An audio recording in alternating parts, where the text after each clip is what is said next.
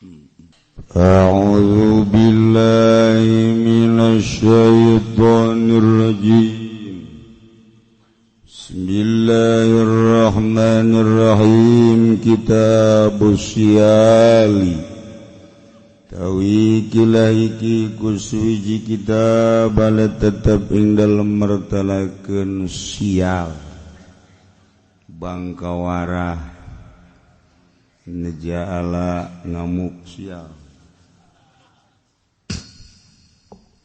Udmanil ulati lan nanggungi pirang-pirang pemerintah.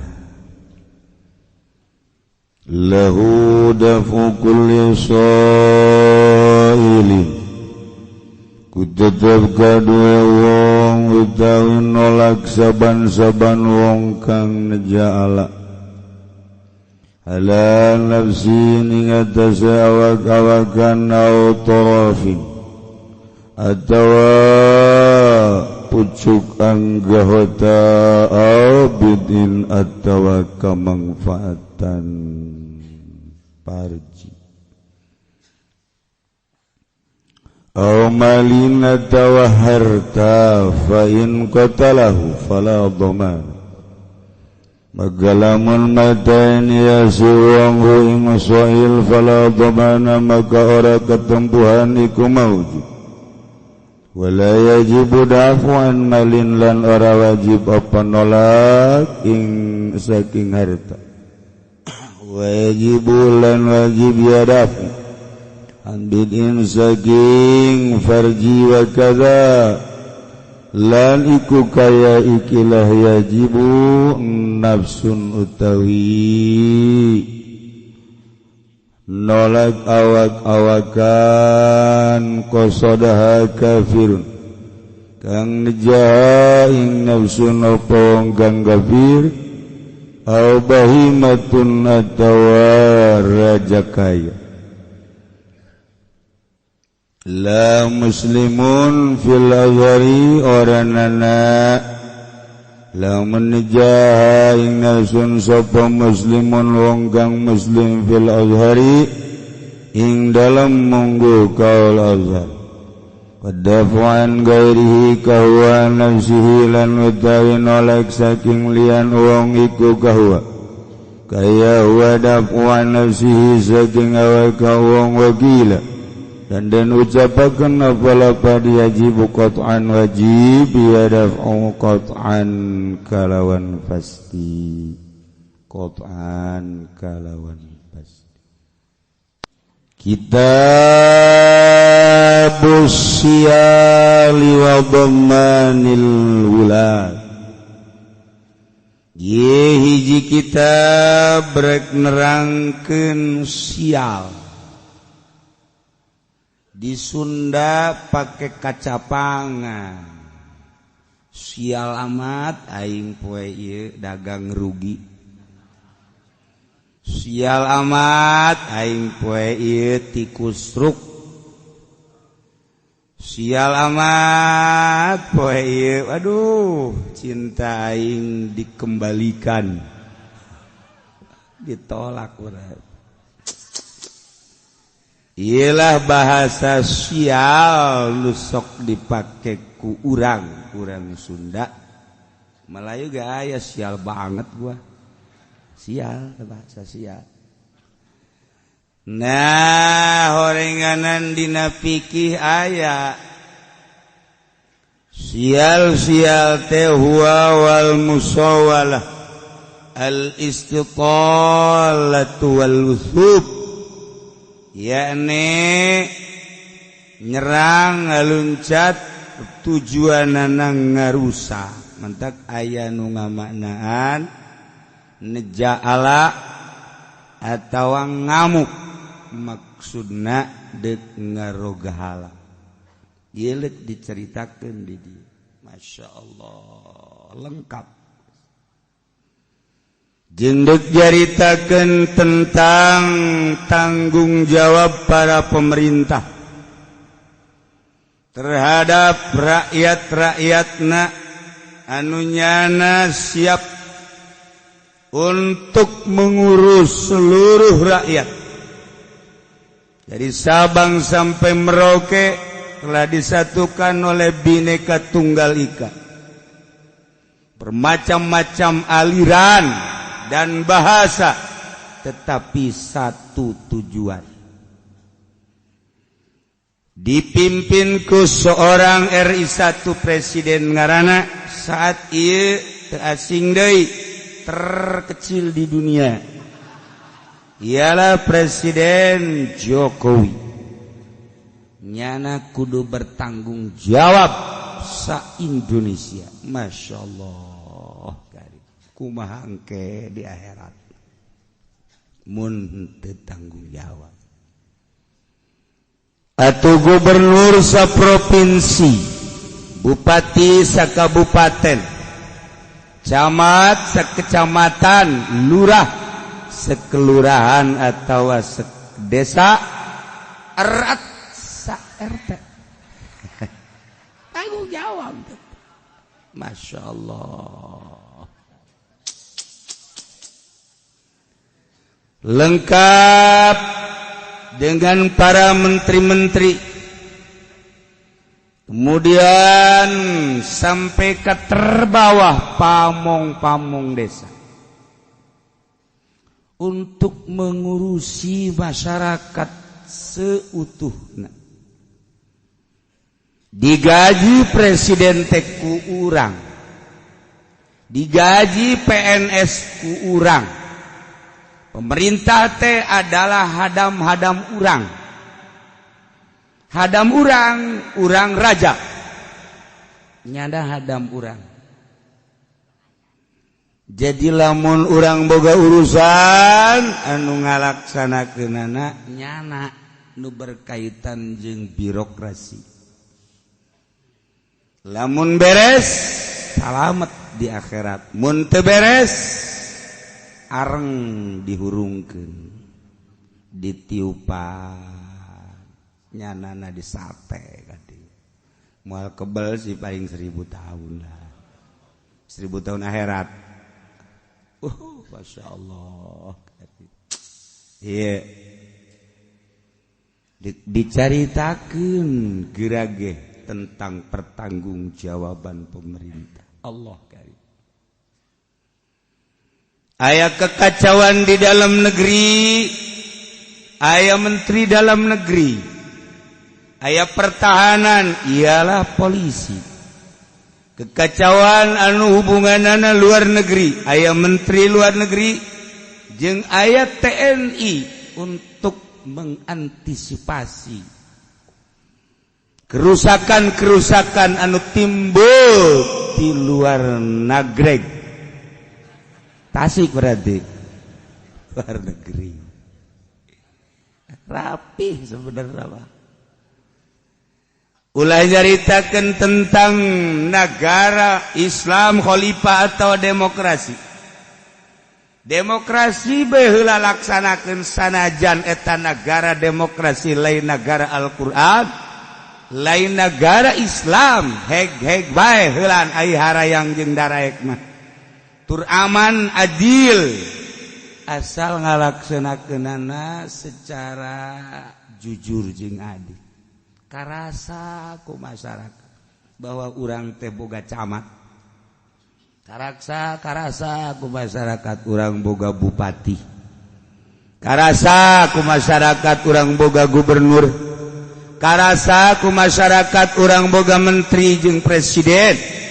Lantaran naon bae kebutuhan masyarakat ku pengurusna diurus secara intensif, secara rapi, sehingga masyarakat tentrem, adem, ngeunah.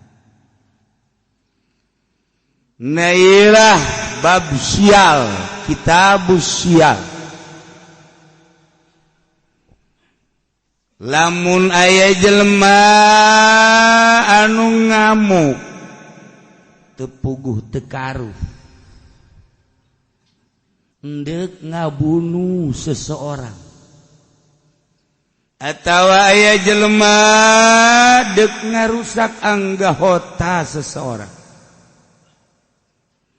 atawa aya jelema deuk numpakan cewek nu lain tumpakeunana, berarti dengan haseum, dengan kata sobralna adalah endek memperkaos. Siapa bisaan bae harapal bahasa kos kitu teh.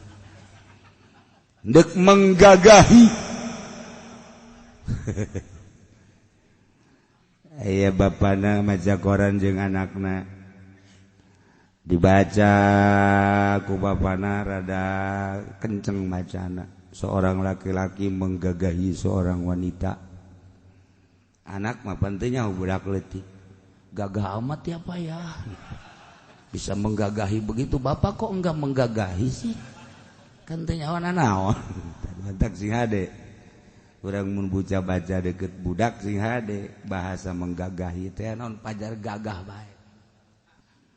Okos di sisi jalan loba kuari mah obat kuat gitu kan, atuh anakna kan kakarak bisa maca sekolah SD kelas 2, obat kuat Pak beli dong Pak buat saya sekian biar saya kuat.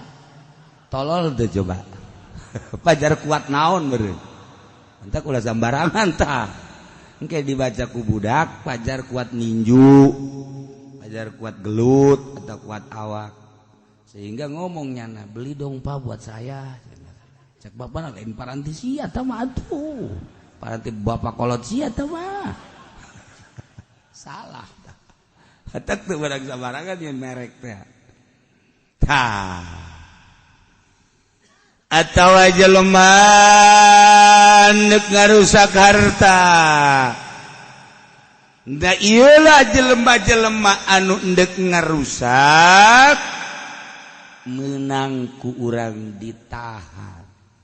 Masya Allah, meunang ditahan ku.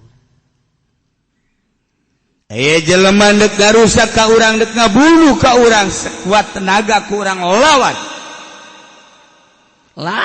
ku urang. Komo lamun ku kafir mah ulah diantepkeun awak urang deuk dipencit ku kafir aju cicing bae ngalawan urang bae syahid. Syahid. Ulah sok cicing bae ka kafir mah. Lantaran man qatala duna damihi fa huwa syahidun. Jelema anu ngabunuh duna damihi ay li ajli damihi. Lantaran ngajaga darah dirina fa huwa syahidun. Man kutila terbunuh duna dami karena ngajaga dirina bahwa syahid. Wa man kutila sahaja lemanu terbunuh duna mali karena hartana bahwa syahidun. Urang keur mawatas di Jakarta, kemudian aya jelema ngerebut lawan ku urang, gelut jeung urang kebenaran apes eleh urang. Syahid urang mun paeh. Masya Allah karim.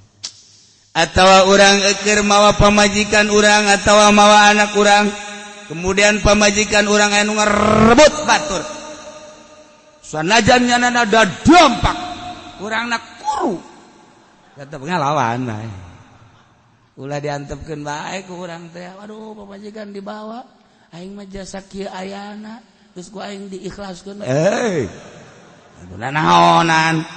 Hari keur bobogohan sampai di mana akan ku kejar di kau. Pokoknya bah, urangna kuru. Siapapun yang mengganggu kamu, taruhannya nyawa. Amboh. Keur bobogohan mah pohara jasa. Langit yang tinggi akan kudaki, lain gunung deui guys. Hiber merenyana. Lautan yang dalam akan kuselami, amboh teu kira-kira. Siapapun yang akan meroga hala, aduh meroga hala, nyawa taruhannya. Keur bobogahan mah geus kitu, barang geus boga anak 2 aya nu mawa, udah dah buat lu aja dah. Gua mah udah apa namanya tahu ini dalamnya dah. Ulah kitu atuh. Tetep pertahankeun. Urang dicabok-cabok deui nyana. Urang ditikem-tikem deui nyana. Kabeneran urangna leutik jeung teu boga penca. Puasa tilok deui. Katikem dibunuh syahid. Masya Allah. Lahu dafu kulli usailin ala nafsin, wajib bagi nu mampu menang kajeleman nu dirogal, anu diamuk nu dirusak ku seseorang anu jahat, menang dafu kulli usailin, ngajagaan, nolak, mengantisipasi, ngalawan tiap kajeleman nu jahat anu ngajahatan ala nafsin dek ngabunuh awak-awakan. Tahan ku urang. Ulah diantepkeun bae awak urang rusak. Wala tulqu bi aidikum ila tahluka. Ulah diantepkeun awak urang rusak. Ku batur ditoelan bae ge dek dibunuh urang cicing bae. Ulah komo ku kafir mah lawan. Wajan ku kubeuh ngalawan bae. Menang. Urang berarti luhur agama urang. Eleh syahid. Masya Allah. Terutama ku kafir. Padahal mah lain kafir bae anu jahat nama musliman kana au kafiran. Muslim atau kafir, akilan atau majnudan, berakal atau edan. Kan di hukum Indonesia mah kuari di hukum Indonesia aya jelema edan, ka urang ngababuk, urang kudu dibabuk deui, kemudian gelut urang, tak nyana eleh. Ju dilaporkeun ku dulurna, urang ngalawan nu edan kena sanksi di Indonesia mah.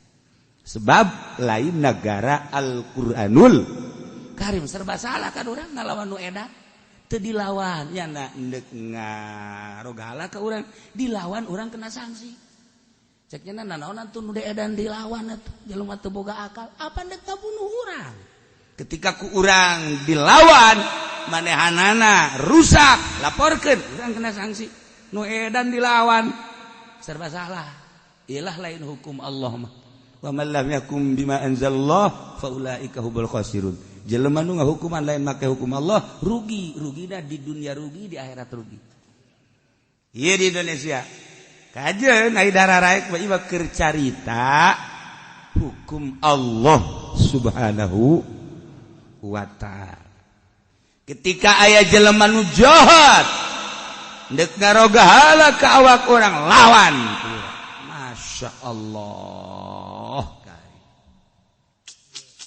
Atau andek garusak anggota urang leungeun urang cili urang irung urang dan lain sebagainya selama urang mampu ngalawan lawan nu mantak Kangjeng Nabi ngajelaskeun ahabun nas asyadduhum pangleuwih dipake karesep-resepna manusia nu panggagahna mantak kudu gagah jadi jelema mah ulah puluh ya peleye gagah tuh ya Allah deuleu Saddam Hussein gagah walaupun eleh jeung menangna lain urusan tapi kagagahan Saddam Hussein diakui dunia eta keur carita ngamaenkeun politik sampaikan ka dibunuhna Bung Karno di urang lain leutik-leutik jelema gagah Bung Karno can aya tandingna kuari menyatukan dari Sabang sampai Merauke dengan berbagai berbeda-beda adat jeung bahasa,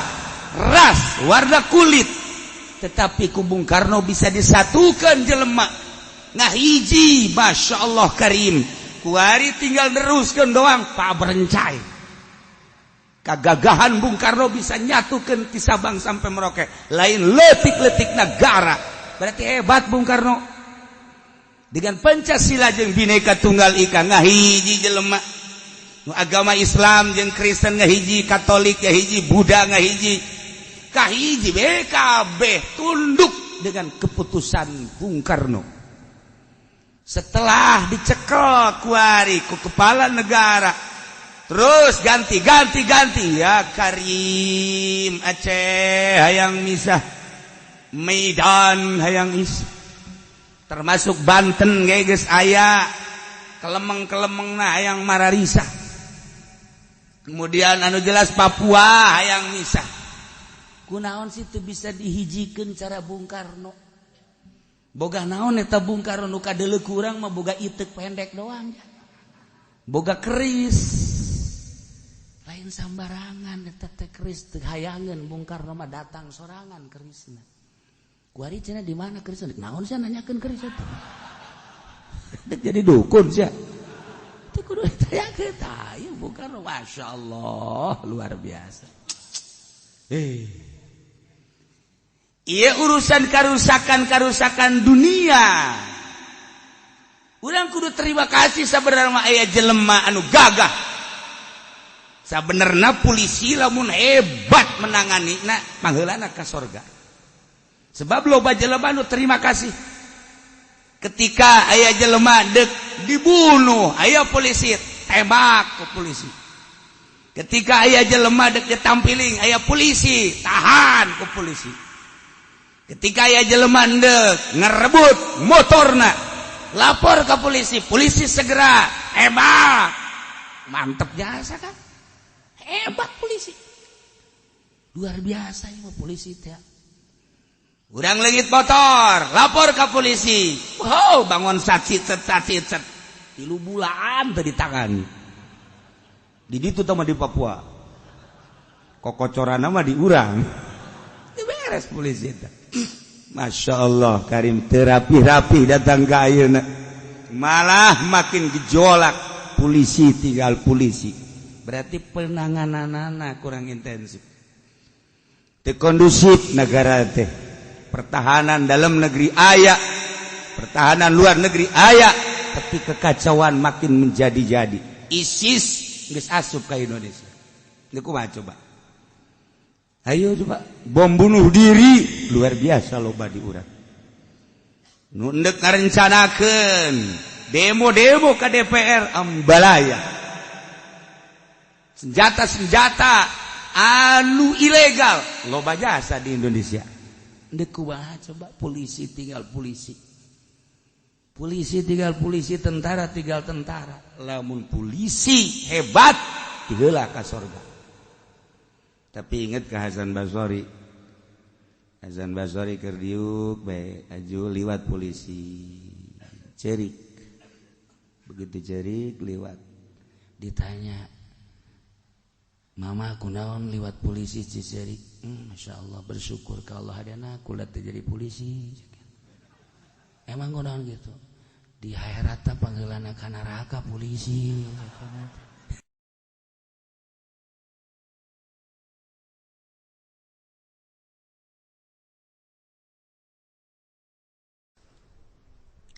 A'udzu billahi minasy syaithanir rajim.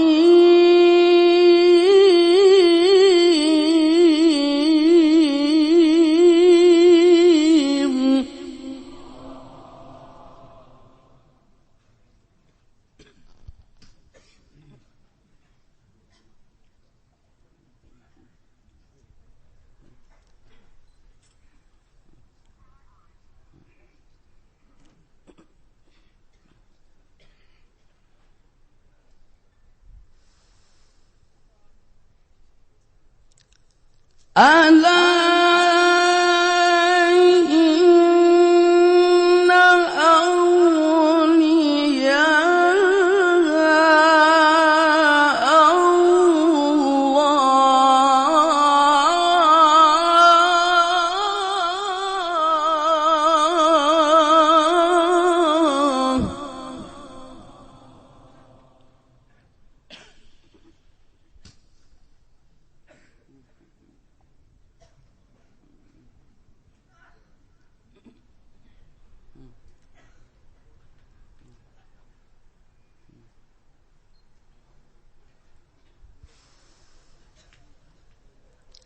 السلام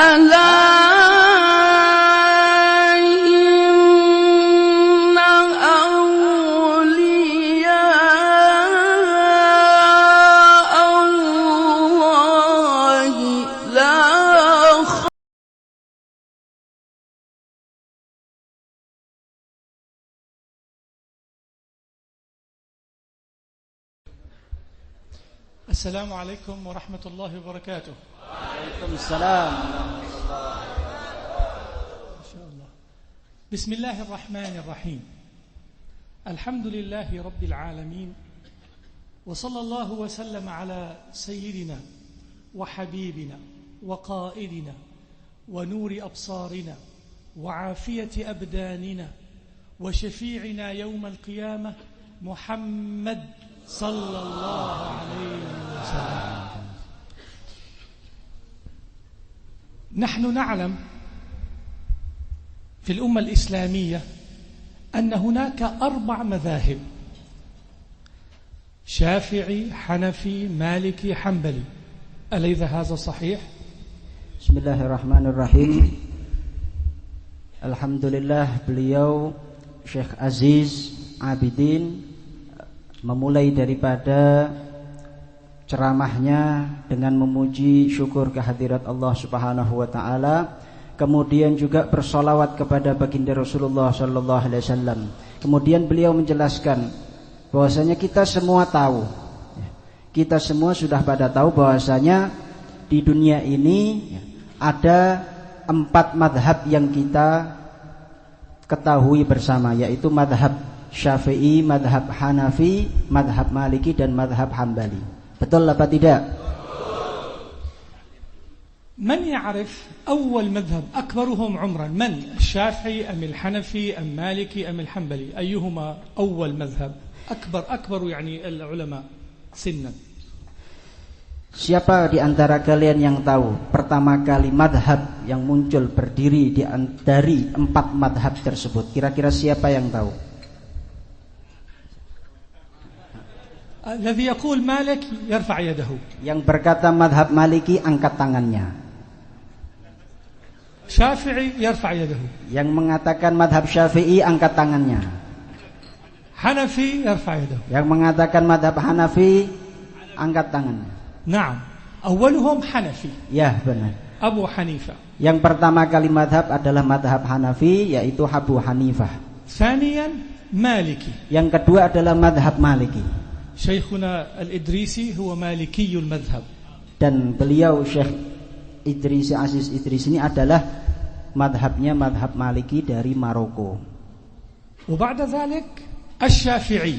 Dan setelah itu adalah madhab Syafi'i. حبيبنا شيخ أوتشي شافعي المذهب. Masya Allah, Kiai Uji adalah madhab Hanafi, madhab Syafi'i. وآخرهم حنبلي. Dan yang terakhir adalah madhab Hambali. الله اختص الإمام الشافعي بميزة جميلة. Allah Subhanahu wa taala memuliakan daripada Imam Syafi'i dengan keistimewaan-keistimewaan. هو التقى الإمام مالك، اجتمع بالإمام مالك، وهو الشافعي اجتمع بالإمام أحمد بن حنبل. Imam Syafi'i berguru kepada Imam Malik dan juga bertemu dengan Imam Ahmad bin Hanbal, pendiri madhab Hambali. أما الحنفي لم يلتقي مالك، وأما الحنبلي لم يلتقي أيضا مالك. Adapun Imam Hanafi ولا الحنفي tidak pernah bertemu dengan Imam Maliki. Begitu juga Imam Ahmad bin Hanbal, pendiri madhab Hambali, tidak pernah berjumpa dengan Imam Malik. اليوم سأقول لكم قصة لأننا عن الإمام الشافعي رحمه الله. Sebentar lagi aku akan menceritakan kepada kalian semua satu kisah tentang Imam Syafi'i rahimahullah. وهو من آل بيت رسول الله. Beliau Imam Syafi'i adalah ahlu bait Rasulullah sallallahu alaihi wasallam. وأنا شافعي المذهب. Dan aku juga Syafi'i juga.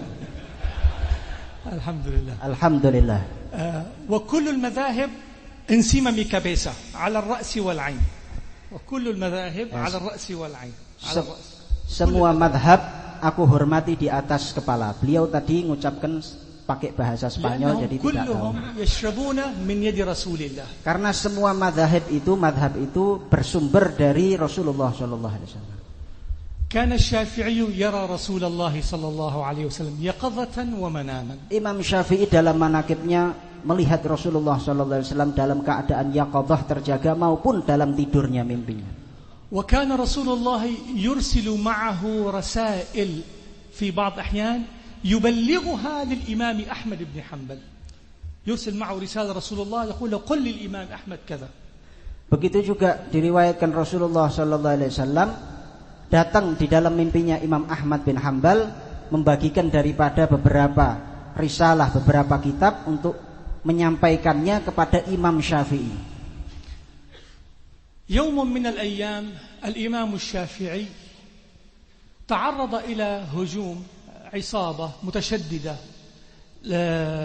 متحجرة ضربوه على رأسه قبل صلاة الفجر. Pada suatu hari Imam Syafi'i rahimahullah keluar dari rumahnya menuju ke masjid. Kemudian bertemu dengan orang-orang yang tidak suka kepada beliau, orang-orang yang hasud kepada beliau. Kemudian orang-orang itu mengganggu beliau, bahkan memukul kepala Imam Syafi'i tersebut sampai terluka. وكان قبل ذلك إذا مرض الشافعي نحن نتحدث كيف أهل الله يتصلون فيما بينهم الرابطة بين أهل الله. Kita di sini akan membahas sedikit bagaimana hubungan antara ahlullah, yaitu orang-orang yang dekat dengan Allah, para aulia Allah. Sesama mereka ada hubungan di antara orang-orang yang dekat kepada Allah Subhanahu wa taala.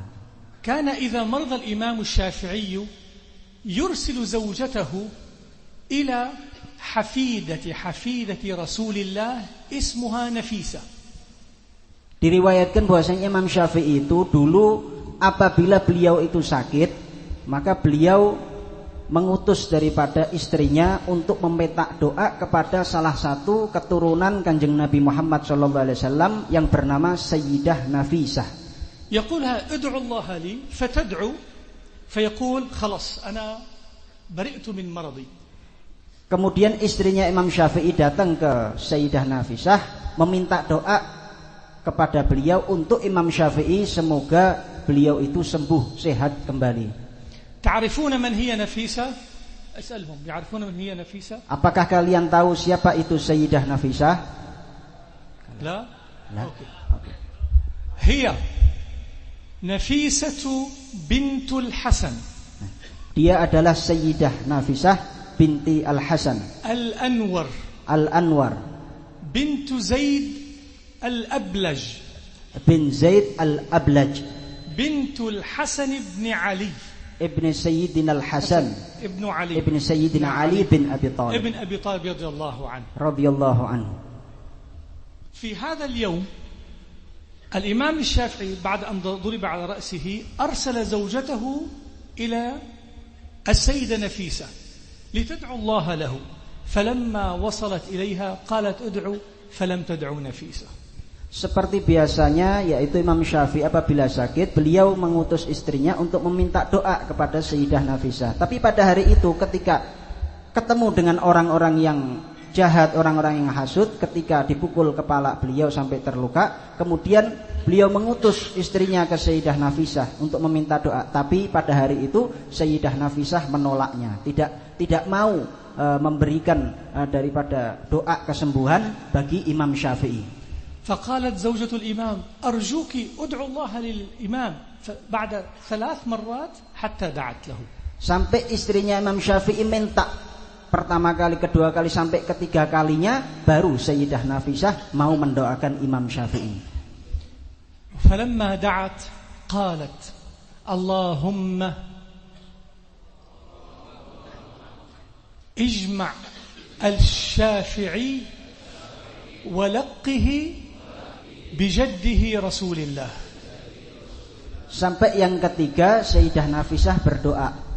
Berdoanya itu, ya Allah, Allahumma ya Allah, kumpulkanlah Imam Syafi'i dengan kakeknya Rasulullah sallallahu alaihi wasallam. Itu doanya Sayyidah Nafisah. Fabakat zaujatul imam. Maka istrinya Imam Syafi'i ini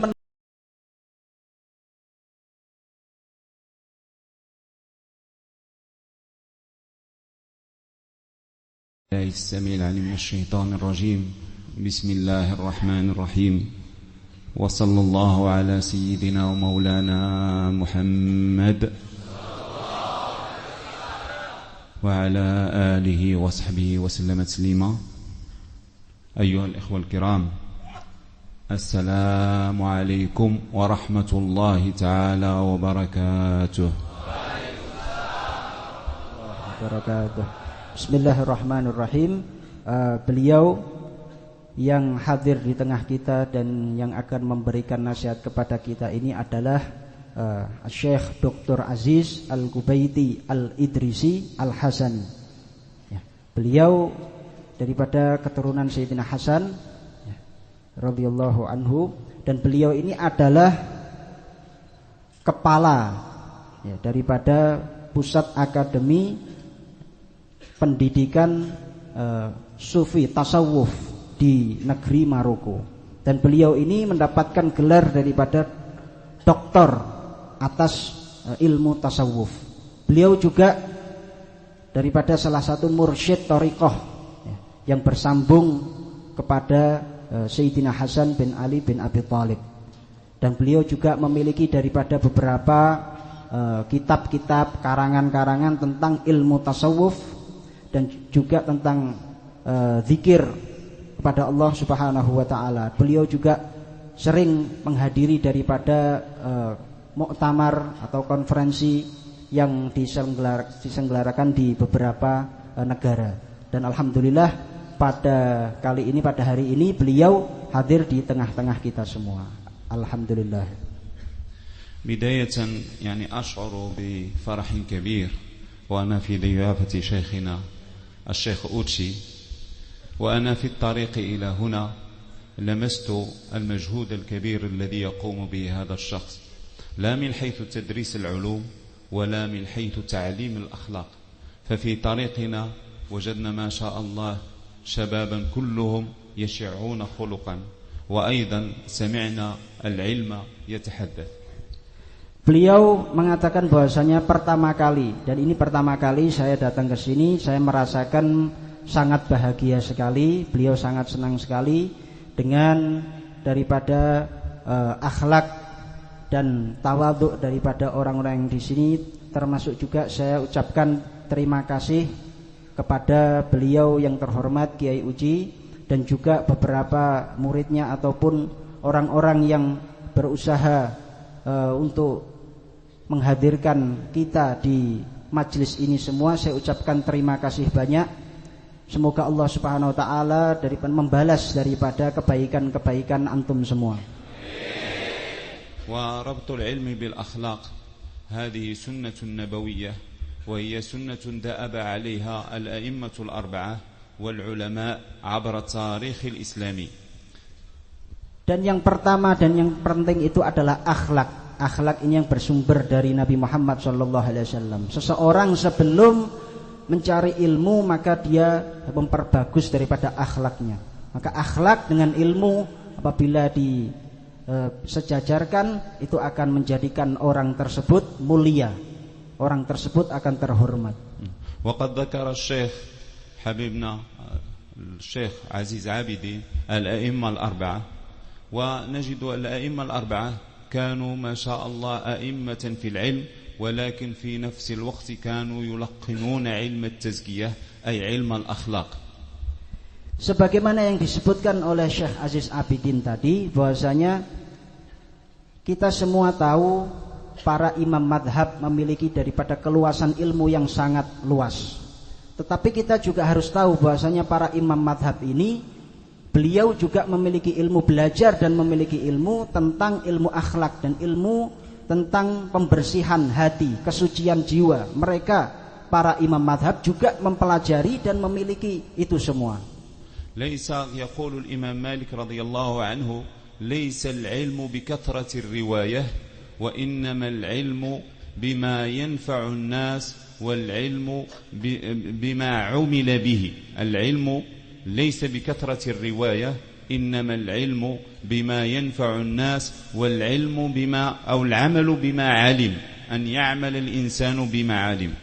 Sebagaimana yang dikatakan Imam Malik, ya, pendiri madhab Maliki, mengatakan bahwasanya ilmu itu bukan tentang banyak-banyaknya riwayat, banyak-banyaknya guru, tetapi ilmu itu tentang bagaimana bisa bermanfaat bagi orang lain, dan ilmu itu dia bisa amalkan untuk dirinya dan juga bermanfaat bagi orang lain. Itulah yang dinamakan ilmu. Nah, وقد قال أحد تلامذة الإمام مالك عبد الرحمن بن القاسم الذي نشر المذهب المالكي في العالم قال أنه مكث مع شيخه الإمام مالك 20 سنة 18 سنة كلها في التزكية كلها في تعلم الأخلاق وفي سنتين فقط أخذ العلم. Sebagaimana diriwayatkan dari muridnya Imam Malik, ya, muridnya Imam Malik yang bernama Syekh Abdurrahman Al-Qasim. Beliau belajar kepada Imam Maliki selama 20 tahun. 18 tahunnya digunakan untuk belajar akhlak, pensucian jiwa, bagaimana cara adab yang bagus, akhlak yang bagus. Kemudian 2 tahunnya untuk belajar ilmu. Jadi 18 tahun untuk belajar ilmu akhlak dan 2 tahunnya untuk belajar ilmu kepada Imam Malik radhiyallahu anhu. ولعل أزمة العالم اليوم هي فصل العلم عن الأخلاق فنجد كثرة مدارس العلم وفي كل مكان أينما تولي وجهك فهناك مدارس لتدريس العلم يعني في جامعات خاصة في مؤسسات حتى في الإنترنت يعني مجرد فتح إنترنت فإنك تعثر على كثرة العلوم لكن الخلل أين يكمن الخلل يكمن في قلة الأخلاق وفي انعدام الأخلاق هذا هو خلل وهذا هو أزمة العالم المعاصر. Mungkin pada saat ini krisis yang terjadi di dunia ini adalah pemisahan antara ilmu dan akhlak. Banyak kita saksikan di sekolah-sekolah maupun di tempat-tempat ilmu, diajarkan daripada ilmu, tapi sedikit yang diajarkan daripada akhlak. Kita bisa mencari ilmu di internet, di HP dan lain sebagainya, tetapi mencari akhlak ini sangat-sangat susah. Oleh karena itu akhlak ini sangat penting. Pertama kali orang itu yang dinilai adalah akhlaknya, adabnya, baru setelah itu ilmunya. لأن العلم إذا فصل عن الأخلاق صار مدمرا لصاحبه ولمجتمعه ولوطنه وللإنسانية جمعاء. فالعالم إن لم يكن متخلقا كان كارثة على نفسه وعلى مجتمعه وأصدر فتاوي تريق دماء الناس وأصدر فتاوي. لذلك نجد أن العلماء اليوم جزء من فتنة التي تحدث في العالم الإسلامي. Karena kalau ilmu sudah dipisahkan dari akhlak, ada orang yang berilmu tapi dia tidak berakhlak, itu akan menghancurkan dirinya sendiri, menghancurkan keluarganya, menghancurkan masyarakat yang lain. Sampai-sampai orang yang memisahkan daripada ilmu dan akhlak, orang yang hanya berilmu saja tetapi tidak memiliki adab yang baik, tidak memiliki akhlak yang baik, maka dia akan sampai berfatwa yang tidak benar, sampai menghalalkan darah saudaranya, sampai mengatakan fatwa ini salah, ini tidak benar, ini sesat dan lain sebagainya, karena tidak didasari daripada ilmu akhlak tersebut. Apabila ilmu dan akhlak ada di dalam diri seseorang, maka itu akan menjadi lebih baik daripada dia hanya berilmu saja tapi tidak memiliki akhlak, adab sama sekali. Nah, وهذا العلم يعني طلبت الأخلاق وطلبت التزكية قبل العلم في القرآن الكريم وهناك الكثير من الآيات القرآنية التي تحثنا على طلب الأخلاق وعلى التزكية قبل العلم بل أنها جزء من أهداف البعثة النبوية لأن الله سبحانه وتعالى قال كما أرسلناك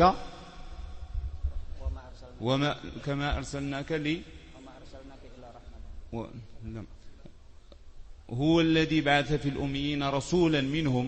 نعم، آية أخرى هو الذي بعث في الأميين رسولا منهم يتلو عليهم آياته ويزكيهم ويعلمهم الكتاب والحكمة. فسبقت التزكية العلم.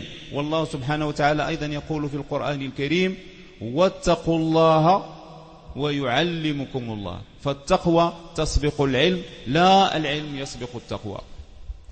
Begitu juga krisis akhlak yang ada pada saat ini, yaitu pemisahan antara ilmu dan akhlak.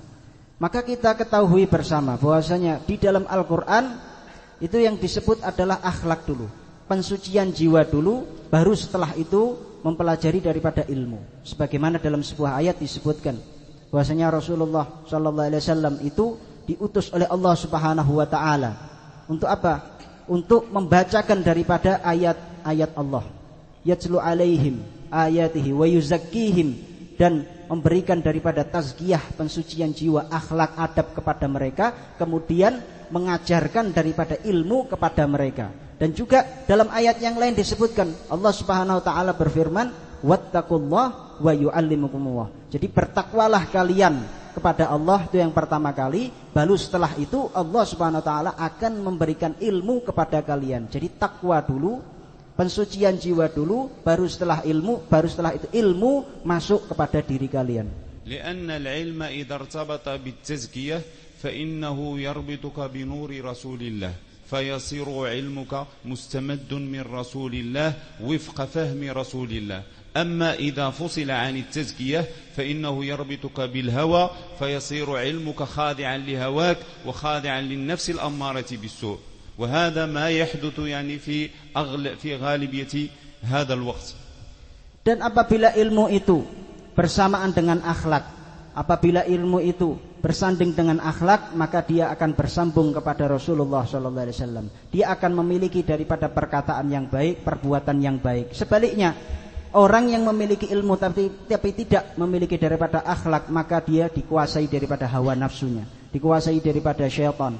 Akhirnya dia memfatwakan, berkata seenak dirinya sendiri tanpa memperhatikan satu sama lain. Akhirnya terjadi kekacauan di mana-mana, terjadi keributan di mana-mana satu sama lain. Bahkan saudara sesama muslim satu sama lain bertengkar, bermusuhan. Ini semua karena tidak mempelajari daripada ilmu tazkiyah nafas, yaitu ilmu pensucian jiwa.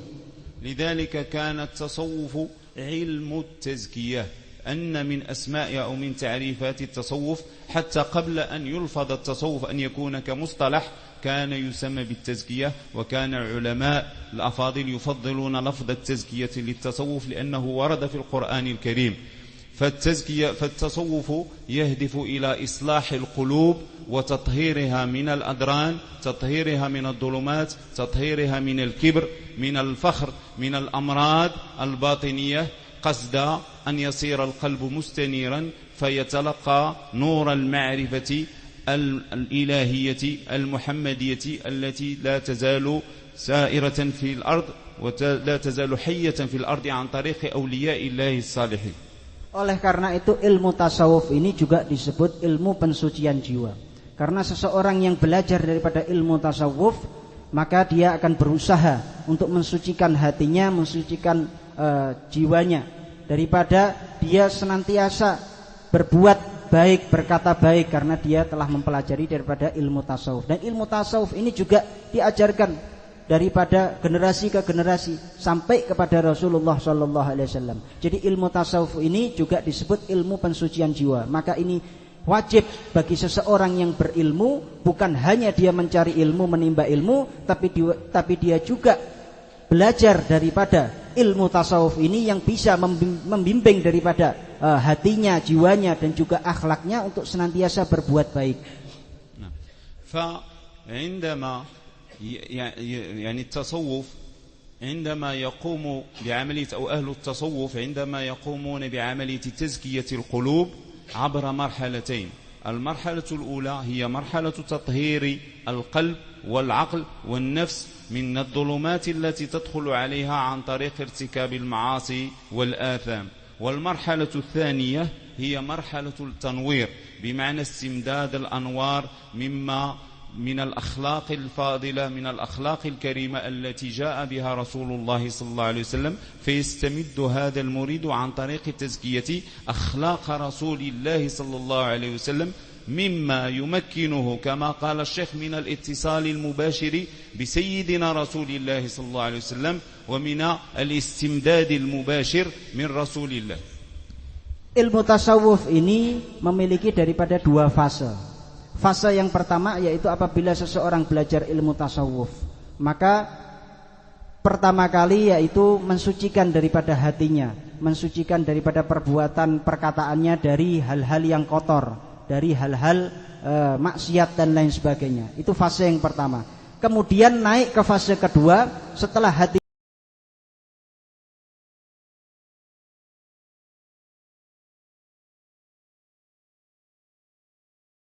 الله الرحمن الرحيم وصلى الله وسلم وبارك على سيدنا محمد وعلى آله وأصحابه أجمعين. شيخنا الكبير العزيز علينا جميعا الذي أحببناه قبل أن نلتقي به. Beliau daripada Dr. Hasan ya.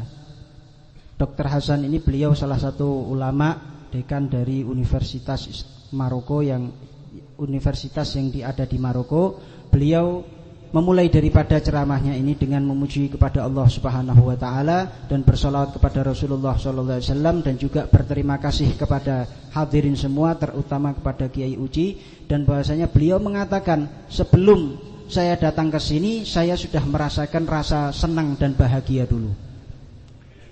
Amin. Karena sum'atahu sabaqathu bi alafil kilometrat. Masya Allah. Karena bau daripada majelis ini, bau harum daripada majelis ini sudah tercium dari beberapa ribu kilo sebelumnya. Doktor wa Syekhuna al-Kabir Sidi Abdul Aziz عابدين الذي وفد علينا كذلك من الولايات المتحدة من أمريكا، وشيخنا الكبير الذي رافقني طيلة هذه الزيارة زميلي وصديقي العزيز سيدي عبد العزيز الكوبيتي الإدريسي الحسني. Dan saya juga ucapkan begitu banyak terima kasih kepada saudara saya, teman saya yaitu Syekh Aziz yang datang dari negeri yang jauh, California, Amerika sana, dan juga kepada Syekh Aziz Al-Kubaiti Al-Idrisi yang datang bersama-sama saya dari negeri Maroko. Saya ucapkan keduanya terima kasih. Ayyuhal hudurul karim wal wujuh an-nayyira. Para hadirin yang berbahagia yang insyaallah wajahnya ini bercahaya semua. Uridu في بداية هذه الكلمة وأنا أخاطبكم أن أعرب أمامكم عن شكري وامتناني للشعب الأندونيسي لما تجمعنا معه من أخوة في الإسلام على حفاوته وحسن استقباله وكرم ضيافته. Beliau mengatakan, saya ucapkan yang pertama kali sebelum saya memulai daripada sedikit nasihat dan ceramah ini, saya ingin ucapkan beribu-ribu banyak terima kasih kepada bangsa Indonesia pada umumnya, yang mana mereka itu memiliki daripada akhlak yang baik, daripada akhlak yang bagus, yang senantiasa menjamu daripada tamu-tamu yang dari jauh, menjamu dengan bagus, dengan baik, akhlak mereka juga baik. Saya ucapkan beribu-ribu terima kasih. Mundu an hattat ta'ira bina في على أرض إندونيسيا الطيبة ونحن دائما أمام وجوه كلها بشاشة وكلها ابتسامة. Sejak pertama kali saya turun dari pesawat di bandara, saya melihat orang-orang Indonesia itu, Masya Allah, muka mereka, wajah mereka begitu bahagia dan selalu senyum kepada kita semua yang hadir di sini. وهذه هي أخلاق المسلم. Dan ini adalah akhlak seorang Muslim. ولهذا السبب أريد أن أهنئ شيخنا الكبير، لأنه فعلا عندما نريد أن نتأكد من قيمة الدروس التي يعطيها باستمرار كل يوم أحد هنا، نحاول أن نتأكد من ذلك على مستوى السلوك اليومي للمواطن الأندونيسي. تلكم الابتسامة وتلكم الأخلاق تدل على أن أستاذنا وشيخنا فعلا يعلم ويساهم في تربية الشعب إسهاما كبيرا، جازاه الله عنا وعن الأمة الإسلامية أحسن الجزاء. Begitu juga saya sekarang ini saksikan antum semua yang hadir di sini selalu ramah kepada kami, selalu senyum kepada kami, dan ini semua adalah hasil daripada kalian semua ini belajar kepada Kiai Uci yang mengajarkan daripada akhlak. Dan saya juga berterima kasih kepada Kiai Uci. Saya ucapkan jazahullah khairal jaza. Semoga Allah membalas kebaikan-kebaikan beliau. Uridu al-an an uwajjiha lahum su'alan. Aku pengen bertanya kepada kalian semua sekarang ini.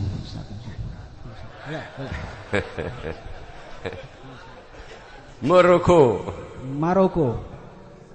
ما معنى موروكو بالنسبة للأمة الإسلامية؟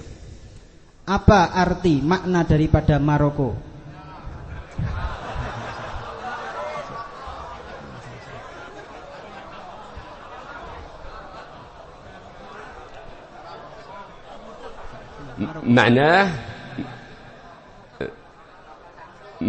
معناه بالنسبة للأمة الإسلامية هو أنتم هنا توجدون في الشرق الأقصى ونحن في المغرب الأقصى، وهذه هي حدود الأمة الإسلامية المباركة.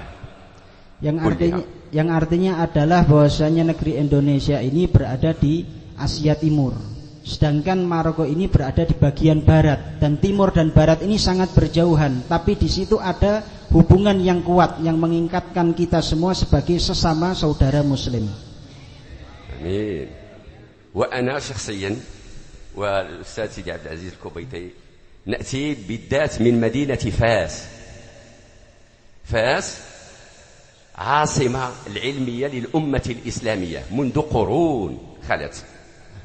Dan saya dan juga Syekh Aziz Al-Idrisi Al-Kubaiti ini datang dari negeri Maroko, dan bersama-sama dalam satu universitas yang ada di kota Fas. Kota Fas itu ada di negeri Maroko, sebagaimana kota itu disebutkan kota ilmu dan akhlak, mempelajari daripada ilmu dan akhlak sudah sejak lama, sejak berabad-abad yang lalu.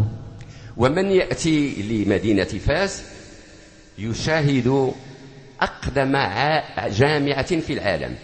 Dan siapa yang datang ke kota Fas tersebut, maka dia akan melihat, menyaksikan bahwasanya banyak daripada universitas itu masih ada bangunan-bangunan yang lama, bangunan yang kuno itu masih terjaga. أول جامعة في العالم على الإطلاق، العالم الأوروبي والعالم الإسلامي، أول جامعة القرويين التي بنتها فاطمة الفهرية سنة 245 هجرية، أي منذ 11 القرن و52 سنة. Disebutkan bahwasanya di kota Fas itu ada universitas perguruan tinggi yang paling tua sedunia, yang mana disebutkan dibangun sejak 12 abad yang lalu. Dibangun pada saat itu sudah ada daripada universitas di kota Fas. Maka yang pertama kali daripada universitas yang ada di dunia ada di kota Fas di negeri Maroko. من شيد هذه المدينة؟ المولى إدريس الشريف سبط الرسول عليه أفضل الصلوات والسلام. المولى إدريس هو الذي شيد هذه المدينة، وكان ملكا أول ملك للدولة المغربية، ملك أقام هذه الدولة على تقوى الله وعلى سنة رسوله وكتابه. Siapa yang membangun daripada universitas itu? Yang membangun adalah Maula Idris Asy-Syarif, keturunan daripada Rasulullah SAW. Beliau ketika membangun kota Fas juga membangun daripada universitas tersebut untuk mempelajari daripada ilmu dan juga akhlak. وهل تعلمون ماذا قال رسول الله صلى الله عليه وسلم في خطبة الوداع؟ Apakah kalian tahu apa yang disebutkan, apa yang diceritakan, disabdakan oleh Rasulullah SAW saat khutbah pada haji wada? قال صلى الله عليه وسلم اليوم أكملت لكم دينكم وأتممت عليكم نعمتي ورضيت لكم الإسلام دينا. Rasulullah SAW membacakan daripada ayat Al-Quran bahwasanya pada hari ini aku telah sempurnakan agama kalian, dan aku sempurnakan juga nikmat kepada kalian, dan aku ridho kepada kalian semua agama Islam sebagai agama kalian. وبعد ذلك توفي صلى الله عليه وسلم. Setelah itu meninggal Rasulullah sallallahu alaihi wasallam. وبقي بيننا وبينه عهد. ما هو العهد الذي بقي؟ أن نكون الأمة التي يريدها لنا. Ada daripada ikatan setelah Rasulullah sallallahu alaihi wasallam meninggal, ada ikatan antara kami dan kalian semua. والتي جاءت مواصفتها في القرآن كنتم خير أمة أخرجت للناس تأمرون بالمعروف وتنهون عن المنكر. ikatan tersebut adalah ada di dalam Al-Qur'anul Karim. Ayat Al-Qur'anul Karim yaitu yang artinya kalian adalah sebaik-baik manusia yang pernah dikeluarkan daripada manusia, yang mana kalian memerintahkan daripada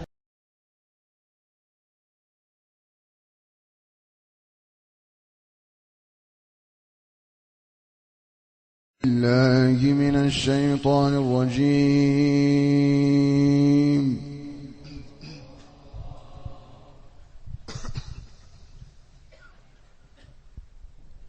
Bismillahirrahmanirrahim.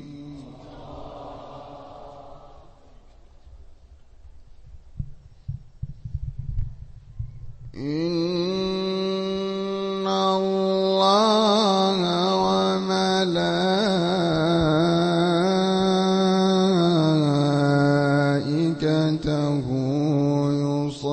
يصلون على النبي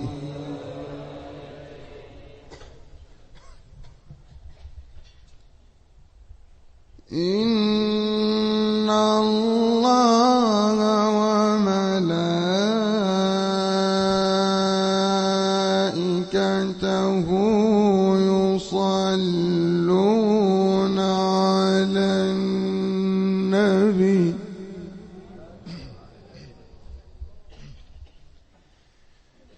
يا أيها الذين آمنوا صلوا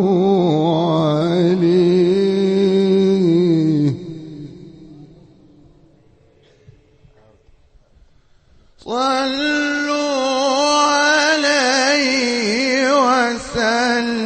وسلموا تسليما.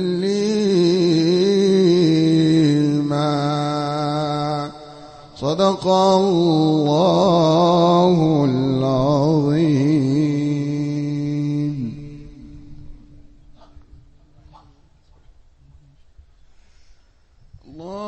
اللهم صل وسلم على محمد وآله وصحبه أجمعين جميعا. اللهم صل على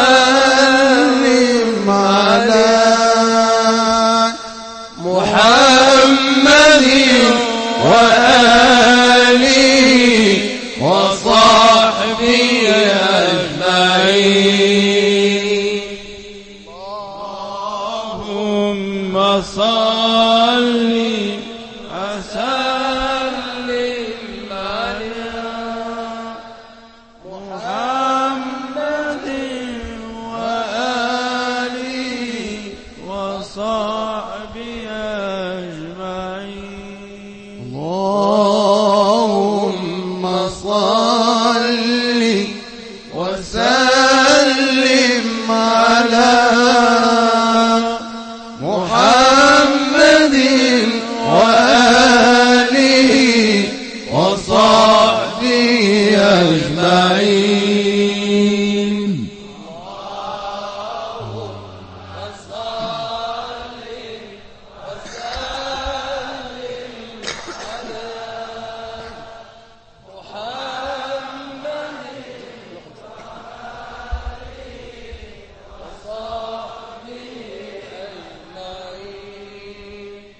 اللهم اهدنا طريق المستقيم طريق الأنبياء والمرسلين. اللهم صل وسلم على محمد وآله وصحبه اللهم اهدنا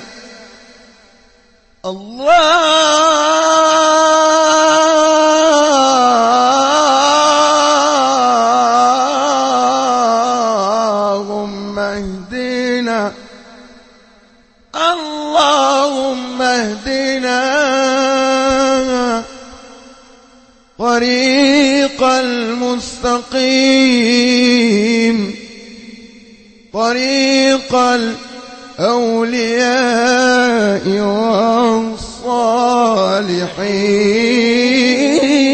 والصالحين اللهم صل وسلم على محمد وآله وصحبه أجمعين.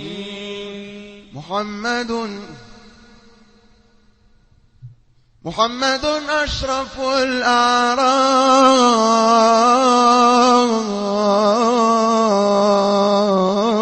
الأعراب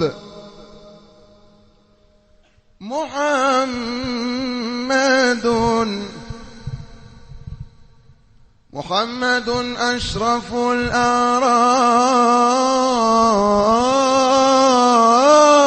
الأعراب والعجم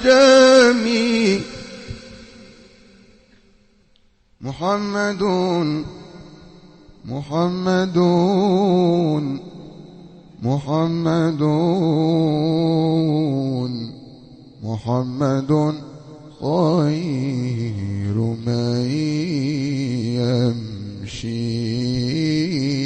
يمشي على قدمي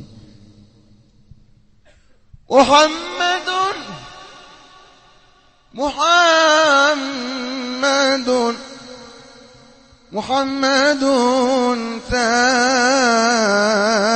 تاج رسل الله قاطبة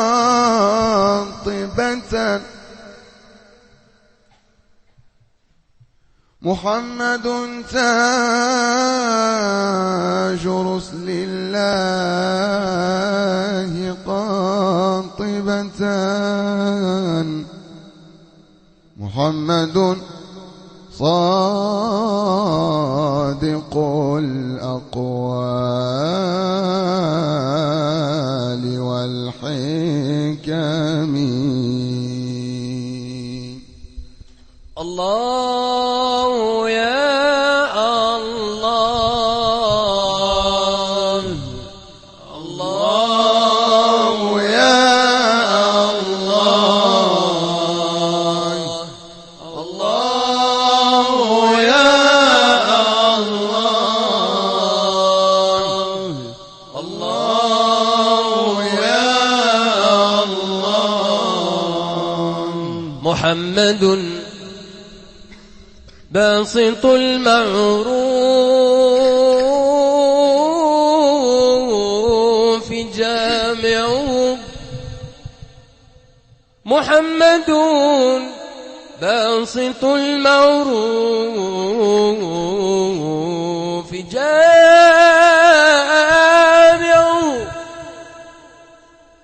محمد صاحب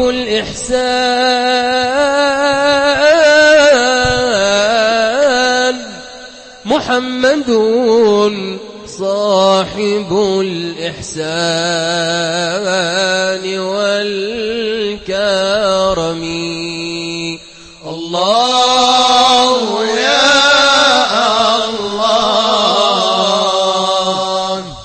الله يا الله الله يا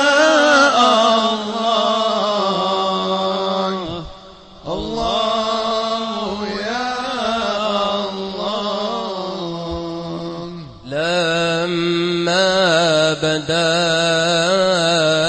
منك القبول أخرجت من سجن الأسى وذو الجميع عين الوصول وصرت بك مؤنسا الله الله يا مولانا الله الله يا ربنا الله الله يا مولانا الله الله يا ربنا لما بدا منك القبول أخرجت من سجن الأسى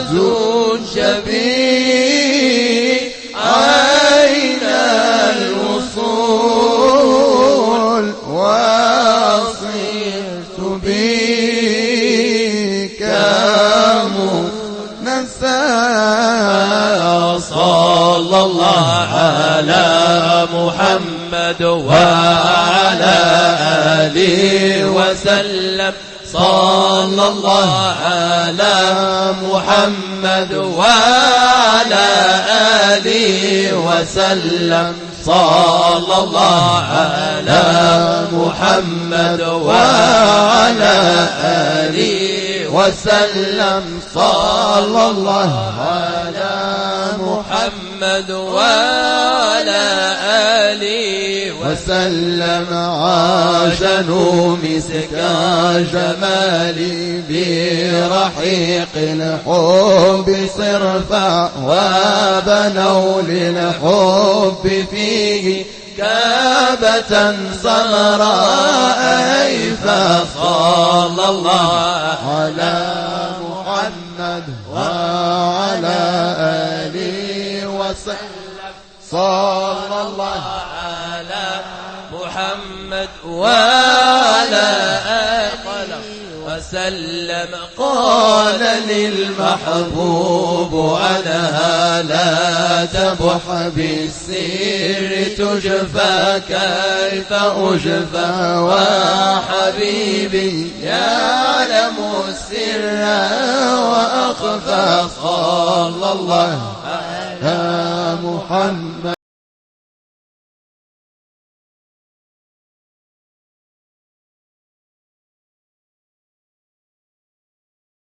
Para jamaah kaum muslimin wal muslimat rahimakumullah.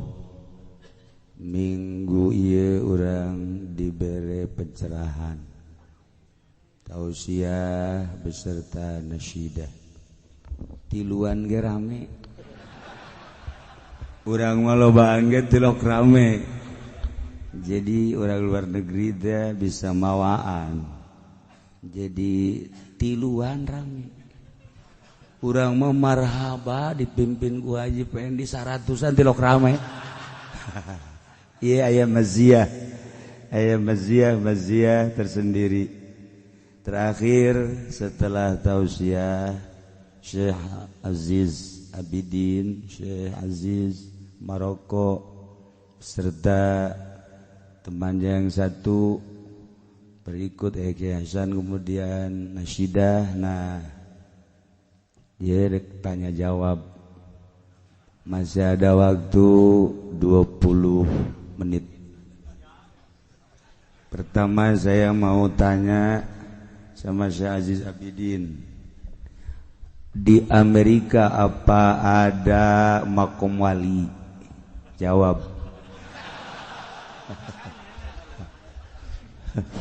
السؤال الأول هل يوجد في أمريكا مقام الأولياء؟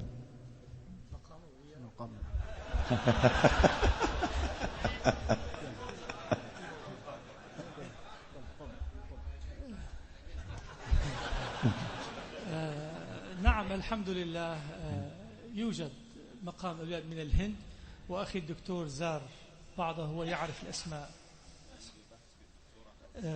يوجد بعض المقامات. Iya, ada di Amerika itu maqamul aulia yang berasal dari India. Ada sedikit. لكن إذا مت أنا فسيكون لي مقام. Tapi nanti apabila aku meninggal, insyaallah dibuatkan makom. Takbir. Astaghfirullah. La. Astaghfirullah. Ana lastu awliya. La. Saya bukan wali. Insyaallah. Sebetulnya Syekh Aziz datang ke Indonesia untuk bertasyakur. Sebab kedatangan yang pertama dan kedua beliau tidak atau sebelum punya istri. Dan kedatangan kali ini bertasyakur sebab beliau telah menikah. Hudurukum al-ula annakum azib, yani ma fi zawjah. Wal an alhamdulillah hudurukum huna fi zawjatikum masyaallah barakallah. Oleh karena itu wajah saya sekarang bercahaya. Iya.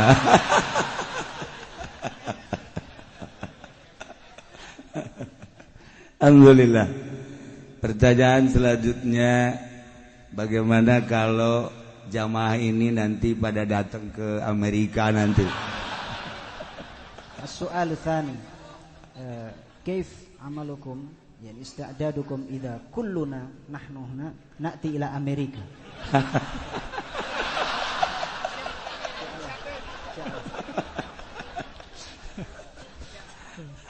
لا يوجد عندنا رز يكفي الرز. Aku enggak punya nasi banyak.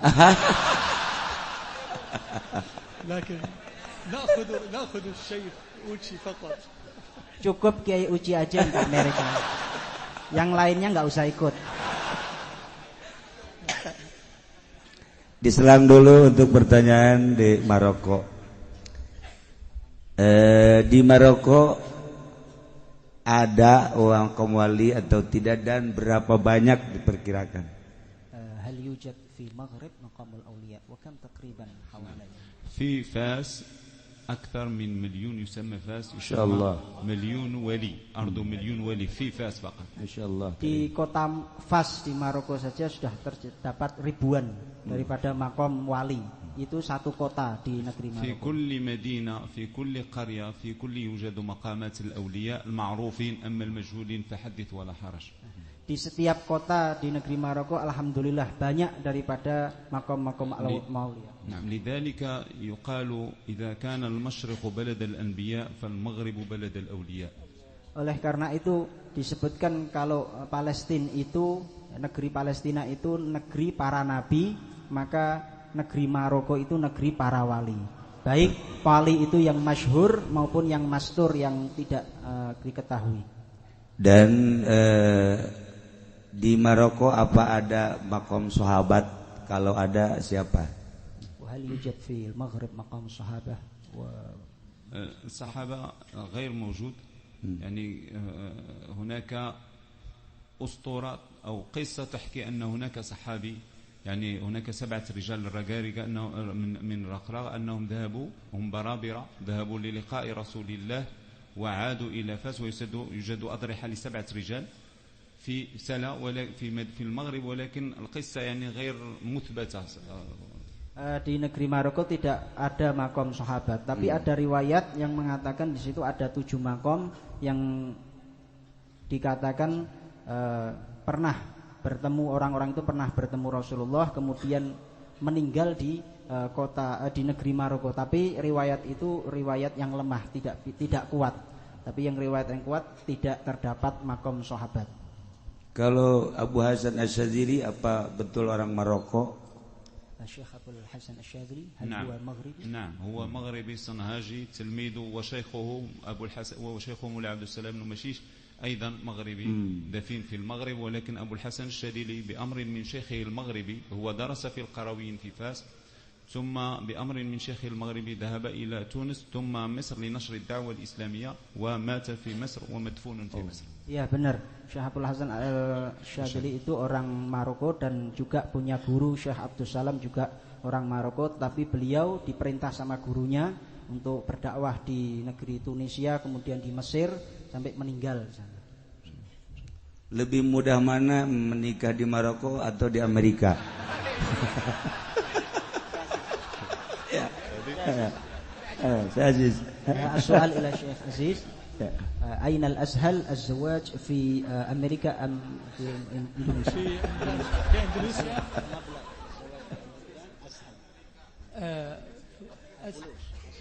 فلوس في إندونيسيا أم موراكو أم أمريكا؟ أمريكا أم المغرب. بالنسبة لي كل الأماكن جيدة bagus. Menurut pendapatku di Amerika, Indonesia semua sama-sama bagus. Iya. Kayaknya kalau punya istri satu itu kan kurang bagus kalau orang luar negeri. Iya, jadi Syekh Aziz gimana kalau kawin lagi di Indonesia? رأي أجي كيف لو تتزوج مرة ثانية في إندونيسيا امرأة إندونيسية ما رأيكم؟ قل له أغلق الميكروفون وأجيب. Ini insya Allah jawabannya nggak pakai mikrofon. Nanti langsung ke Kiai Uci aja. Ini karena ini jawaban rahasia sekali, nggak boleh disebarkan untuk umum. Mas, ya, masalahnya banyak murid-murid di sini yang mengharapkan gitu. كثير النساء الطالبات يعني يرغبون في زواجكم. تكبير تكبير تكبير تكبير Allahu Akbar. Masya Allah. نعم تكبير takbir. Pada hari ini alhamdulillah bagus kita bertemu dengan beberapa ulama dan berbeda mazhab Syafi'i, Maliki dan Hambali. Apa dari Maroko bisa bahasa Indonesia walau sedikit atau tidak? هل أنتم أو أهل المغاربة يستطيعون يتكلم بالإندونيسية؟ هل أنتم تتكلم بالإندونيسية ولو قليل؟ عندنا اللغة الأمازيغية شبيهة بالإندونيسية. Ada di satu kota di negeri Maroko itu ada bahasanya yang mirip-mirip bahasa Indonesia. Tapi beliau tidak bisa menguasai bahasa. Iya, belum paham. يحضر معنا واحد من المغاربة يتكلم اللغة الأمازيغية والأمازيغية شبيهة لا نفهم الأمازيغية ولا نفهم الإندونيسية فنعتقدهما متشابهان. Ada satu kota